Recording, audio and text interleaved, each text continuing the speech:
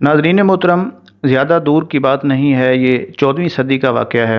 جنگ شہر کے قریب ایک کھوکھراں نام کا گاؤں ہے۔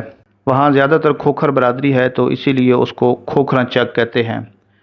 وہاں کا رہنے والا ایک کھوکھر شخص یہ واقعہ بیان کرتا ہے کہ یہ فیصل آباد شہر اس وقت ابھی لیل پور تھا، فیصل آباد مشہور نہیں ہوا تھا۔ تو لیل پور شہر کا رہنے والا ایک سلطان علی نام کا آدمی ہمارے گاؤں آیا اور آ کر کہنے لگا کہ یار، میں نے سلطان بادشاہ سلطان العارفین حضرت سلطان بہو رحمۃ اللہ علیہ کے دربار پر حاضری دینی ہے۔ انجان آدمی ہوں، اس سے پہلے میں کبھی گیا نہیں ہوں، تو مجھے پتہ چلا ہے کہ آپ کے گاؤں کے بہت سے لوگ سلطان بادشاہ کے مرید ہیں۔ کوئی ایسا شخص ہے جو میرے ساتھ آئے اور سنگت بنے اور ہم سلطان بادشاہ کے دربار پہ حاضری دے ہیں؟ تو وہ شخص پوچھتا پوچھتا وہ کھوکھر کہتا ہے کہ میرے پاس آیا اور مجھے بھی آ کر یہی کہنے لگا کہ یار، میں انجان آدمی ہوں، سلطان بادشاہ کے دربار پر حاضری دینی ہے، آپ بھی میرے ساتھ چلو، سنگت ہو جائے گی۔ تو میں نے کہا اچھی بات ہے یار، آپ کی وجہ سے میں بھی سلطان بادشاہ کی زیارت کراؤں گا۔ تو کہتا ہے ہم دونوں جھنگ شہر سے نکل پڑے سلطان بادشاہ رحمۃ اللہ علیہ کے دربار پر حاضری دینے کے لیے۔ جب ہم آپ کے مزار پہ پہنچے تو سلطان علی آپ کی چوکھٹ چوم کر جو اس نے پہلا سوال کیا وہ یہ کہ حضرت، دنیا آپ کے در سے جو مانگے سو مانگے، مجھے تو 6,000 روپے اور بیوی چاہیے۔ وہ کھوکھر کہتا ہے کہ میں نے یہ سنا تو میں کہنے لگا کہ یار، اتنا سفر کر کے آئے ہو اور یہ کیا مانگ رہے ہو، 6,000 روپے اور بیوی چاہیے؟ تو سلطان علی کہنے لگا کہ بھائی آپ چپ کرو، جس کے گھر میں جو نہیں ہوتا وہ وہی مانگتا ہے۔ میری طرف سے آپ دنیا مانگو، جہان مانگو، قرآن مانگو، ایمان مانگو، جو مانگو مانگو، مجھے تو بس 6,000 روپے اور بیوی چاہیے۔ وہ ساری رات شخص یہی دعا مانگتا رہا۔ صبح ہوئی تو میں نے کہا کہ یار، سلطان غلام جیلانی صاحب کے پاس چلتے ہیں، ان کی زیارت کرتے ہیں اور ان سے بھی جا کر دعا کراتے ہیں، کیونکہ اس وقت حضرت سلطان غلام جیلانی صاحب آپ گدی نشین تھے۔ کھوکھر کہتا ہے کہ سلطان غلام جیلانی صاحب سے میں نے عرض کی کہ حضرت، اس شخص کی یہ مراد ہے، دعا کریں اللہ پوری فرمائے۔ تو حضرت غلام جیلانی صاحب بھی یہ سن کر مسکرا پڑے اور دعا فرمائی کہ جا میاں، اللہ کریم سلطان بادشاہ کے صدقے تیری یہ مراد پوری فرمائے۔ سلام کرنے کے بعد ہم واپس آ گئے۔ وہ کھوکھر بیان کرتا ہے کہ دوبارہ جب سلطان علی مجھے ملنے آیا تو وہ واقعہ بیان کرتا ہے کہ یہاں جب میں واپس لیل پور اپنے شہر گیا تو گھر سے نکلے 2-3 دن ہو گئے تھے، تو میں نے وہاں لوگوں سے پوچھا کہ یار، ہمارے گھر میں کوئی ایسی نئی بات یا خیر خیریت تھی نا؟ تو دوست مجھے کہنے لگے کہ یار، باقی تو سب خیر خیریت ہے، کل سے 2 عورتیں آپ کے گھر آئی بیٹھی ہیں، باقی تو کوئی ایسی خاص بات نہیں۔ وہ کہتا ہے خیر، میں گھر گیا، دروازہ کھٹکھٹایا، جب اندر گیا تو دیکھا کہ میری چاچی اور اس کی جوان بیٹی دونوں ہمارے گھر آئی ہوئی ہیں۔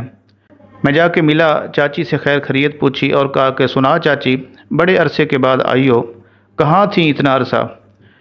وہ کہنے لگی کہ سلطان علی، جب پاکستان بنا تھا 1947 میں، اس وقت تم کہیں گئے، ہم کہاں گئے، میری جیسے گزری سو گزرتی رہی، اس وقت یہ میری بیٹی چھوٹی تھی، اب یہ بیٹی میری ہو گئی ہے جوان۔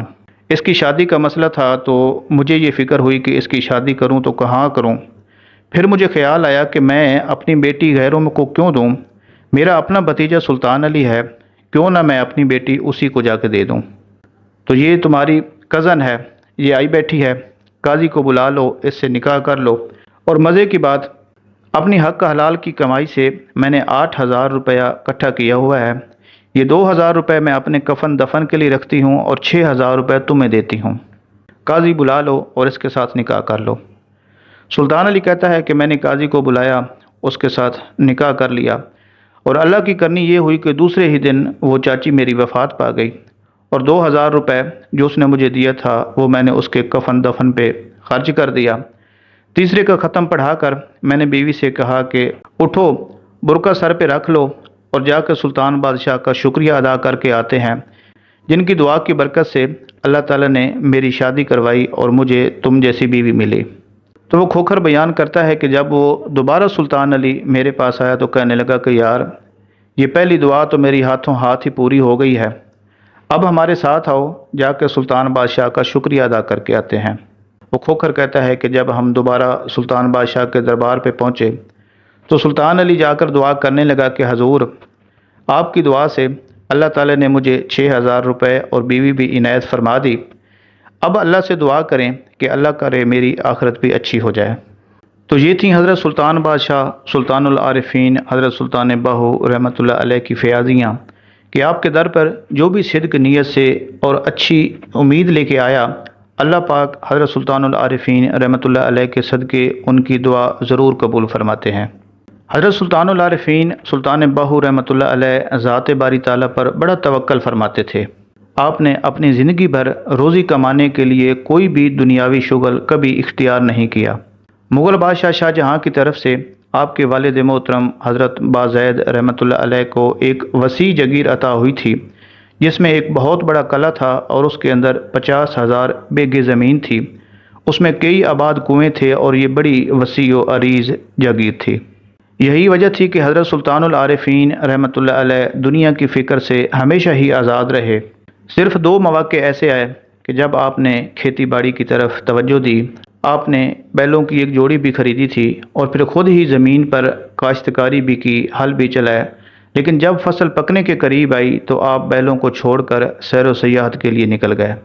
اسی زمانے کا واقعہ ہے کہ جب سلطان العارفین حضرت سلطان بہو رحمۃ اللہ علیہ کھیتی باڑی میں مصروف تھے، پنجاب کے کسی دور دراز کے علاقے کا ایک بڑا خاندانی شخص تھا جس کی کئی بیٹیاں تھیں جو شادی کے قابل ہو گئی تھیں۔ وہ شخص اپنے گھرانے کا بھرم رکھنے کے لیے بڑے صاف ستھرے کپڑے پہنتا۔ اہل محلہ تو یہی سمجھتے تھے کہ مالی طور پر یہ شخص بڑا خوشحال ہے۔ اس کی ذہنی حالت دیکھ کر کئی اچھے خاندان کے لوگوں نے اپنے بیٹوں کا رشتہ بھی بھیجا، لیکن وہ شخص تو جانتا تھا کہ میں غریب آدمی ہوں اور میں بیٹیوں کو جہیز نہیں دے سکتا۔ بڑا مشکل تھا اس کے لیے گھر کا خرچہ پورا کرنا، تو جہیز کہاں سے دیتا بیٹیوں کو۔ آخر وہ شخص ایک دن مسائل سے جب بہت زیادہ پریشان ہوا تو کسی اللہ والے کے پاس حاضر ہوا۔ اس اللہ والے سے کہنے لگا کہ حضرت، میرا تعلق خاندان سادات سے ہے، بڑا اچھا وقت گزرا، اللہ نے کرم کیا، سفید پوشی کا بھرم رکھا۔ لوگ تو سمجھتے ہیں کہ میں بڑا مالدار ہوں، مگر حقیقت یہ ہے کہ مجھے تو 2 وقت کی روٹی بھی میسر نہیں۔ اپنی تو جیسے گزری گزار چکا ہوں، مگر اب بیٹیاں ہیں، ان کا بوجھ میں برداشت نہیں کر سکتا۔ قرض خواہ ہوں اور قرض مانگنے والے دروازے پر کھڑے رہتے ہیں۔ میرے حق میں دعا فرمائے کہ اللہ تعالیٰ میری مشکلیں آسان فرمائے۔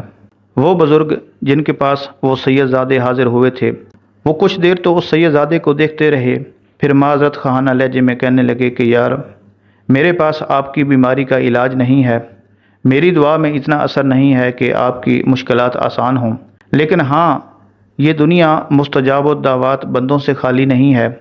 تمہیں میں ایک ایسے شخص کا پتہ بتا دیتا ہوں جو قصبہ شورکوٹ میں رہتا ہے، چناب کے کنارے، اس کے پاس چلے جاؤ، اللہ تعالیٰ تمہاری مشکل آسان کر دے گا۔ وہ سید صاحب گھوڑے پر سوار ہوئے اور دور دراز کا سفر کرتے ہوئے جب شورکوٹ پہنچے، وہاں دیکھتے ہیں کہ ایک کسان ہے جو بڑا خستہ حال ہے، اپنے کھیتوں میں ہل چلا رہا ہے۔ اس سید صاحب نے گھوڑے پہ کھڑے کھڑے جب یہ دیکھا کہ یہ بڑا مفلوق الحال کسان جس کی اپنی حالت اتنی اچھی نہیں ہے، تو یہ میری کیا مدد کرے گا، وہ دل میں بڑا ہی افسوس کرنے لگا کہ بڑا دور سفر کر کے آیا تھا تو میرا یہ سفر تو رائے گاں گیا۔ یہی خیال آتے ہی وہ سید صاحب جب واپس جانے کے لیے مڑے، سلطان العارفین رحمۃ اللہ علیہ نے دور سے ہی آواز لگائی کہ سید، اتنا طویل سفر کر کے آئے ہو، موسم کی سختیاں بھی برداشت کیں، پھر ہم سے ملاقات کیے بغیر ہی واپس جا رہے ہو۔ جب اس سید نے اس کسان کے منہ سے اپنا نام سنا تو بڑا حیران ہوا اور گھوڑے کی پشت سے اتر آیا اور بڑی عقیدت کے ساتھ حضرت سلطان بہو رحمۃ اللہ علیہ کی خدمت میں سلام پیش کیا اور اپنے سفر کی وجہ بیان کرنے لگا کہ اس لیے میں آپ کے پاس حاضر ہوا ہوں۔ سلطان العارفین حضرت سلطان بہو رحمۃ اللہ علیہ نے اس سے کہا کہ ایسے کرو، یہ میرے ہل پکڑو، یہ چلاؤ، میں ابھی آتا ہوں۔ آپ نے ہل اس سید زادے کو پکڑا دیے، وہ ہل چلانے لگا اور آپ کہیں تشریف لے گئے۔ حضرت سلطان بہو رحمۃ اللہ علیہ کی کشف کی قوت تو وہ پہلے ہی دیکھ چکا تھا اور اسے یقین ہو گیا تھا کہ اب میں یہاں سے خالی ہاتھ واپس نہیں جاؤں گا۔ تھوڑی دیر کے بعد حضرت سلطان بہو رحمۃ اللہ علیہ واپس آئے۔ آپ نے مٹی کا ایک ڈھیلا اٹھایا اور زمین پر مار دیا۔ وہ سید آپ کے اس عمل کو بڑی ہی غور سے دیکھ رہا تھا اور دوسرے ہی لمحے وہ بڑا حیران ہوا، اس کو آنکھوں پر یقین نہیں آیا کہ آپ نے مٹی کا جو ڈھیلا زمین پر پھینکا تھا، उस ढेले के साथ जितने भी मिट्टी के ढेले लगे वो सारे सोना बन गए। सुल्तानुल आरिफीन ने कहा कि सैयद अपनी ज़रूरत के मुताबिक यहाँ से सोना उठा लो और चलते बनो। सैयद साहब ने अपनी ज़रूरत का सोना उठा लिया। फिर हज़रत सुल्तान बाहू रहमतुल्लाह अलैह के दस्ते मुबारक को बोसा देते हुए बड़ी ही वारिफ्तगी के आलम में ये कहता हुआ वहाँ से चला गया, ये वो बुज़ुर्ग हस्तियाँ हैं जिनकी निगाह कीमिया का ये असर है कि मिट्टी को भी सोना बना देते हैं। ये ज़ात इलाही का फैज़ है जो किसी कौम पर भी मौकूफ़ नहीं है, खा वो सैयद हो या जट हो। इसी तरह हज़रत सुल्तान बादशाह सुल्तानुल आरिफीन हज़रत सुल्तान बाहू रहमतुल्लाह अलैह एक दफ़ा डेरा गाजी खान के इलाके में जंगलों की सैर फरमा रहे थे। आपके कुछ मुरीद भी आपके साथ थे। जब दिन का कुछ टाइम गुजर गया तो मुरीद कहने लगे कि हज़रत भूख लगी है, कहीं से लंगर न खा लें। आप रहमतुल्लाह अलैह ने कहा कि ठीक है, आगे चलते हैं, जहाँ कोई आबादी आएगी वहाँ लंगर भी खा लेंगे। आगे गए तो एक आबादी नज़र आई। वहाँ उन लोगों से कहा, मेरे ये लोग भूखे हैं, इन्होंने लंगर खाना है, तो कोई ऐसा शख्स है कि जो इनको लंगर खिला ले, आपके लिए दुआ करेंगे। वो गांव वाले कहने लगे कि बाबा जी, इस गांव के आखिर पे एक झोंपड़ी है, वहाँ एक माई रहती है, वो आपको ज़रूर लंगर खिलाएगी। अल्लाह वालों की वो बड़ी ही इज़्ज़त और कदर करती है, तो उसी के पास चले जाएं। आप रहमतुल्लाह अलैह अपने मुरीदों को लेकर उसके पास चले गए। जब झोंपड़ी में पहुँचे तो वो माई अपने झोंपड़े के बाहर ही बैठी हुई थी। आपने कहा कि माई, मेरे ये मुरीद हैं, इन्होंने लंगर खाना है, लंगर खिला दें, आपको दुआ देंगे। माई कहने लगी कि आप तो अल्लाह मियाँ के मेहमान हैं, हमारे घर आए हैं, आए बैठें, मैं ज़रूर इंशाअल्लाह आपको लंगर खिलाऊंगी, ये तो मेरे लिए बड़ी सादत की बात है। माई काम काज में मसरूफ़ हो गई। आप रहमतुल्लाह अलैह ने अपने मुरीदों से भी कहा कि आप जंगल से लकड़ियाँ चुन के ले आओ ताकि लंगर में हमारा भी हिस्सा हो जाए। वो सारे लंगर की तैयारियों में मसरूफ़ हो गए। उस औरत की एक छोटी बच्ची थी जो कि पंघूड़े में सो रही थी, वो रोने लगी। तो माई जो कि आटा गूंद रही थी, उस माई ने दूर से ही आवाज़ दी कि बाबा जी, ये छोटी बच्ची रो रही है, इसका पंघूड़ा तो हिला दें। आप रहमतुल्लाह अलैह पंघूड़े के पास गए, उसे हिलाने लगे। आपने रस्सी को एक दफ़ा अपनी तरफ खींचा और फिर जब रस्सी को वापस छोड़ा तो इल्लल्लाह की ऐसी ज़रब लगाई तो बच्ची रोना तो भूल गई, लेकिन उसके दिल की दुनिया ही रोशन हो गई।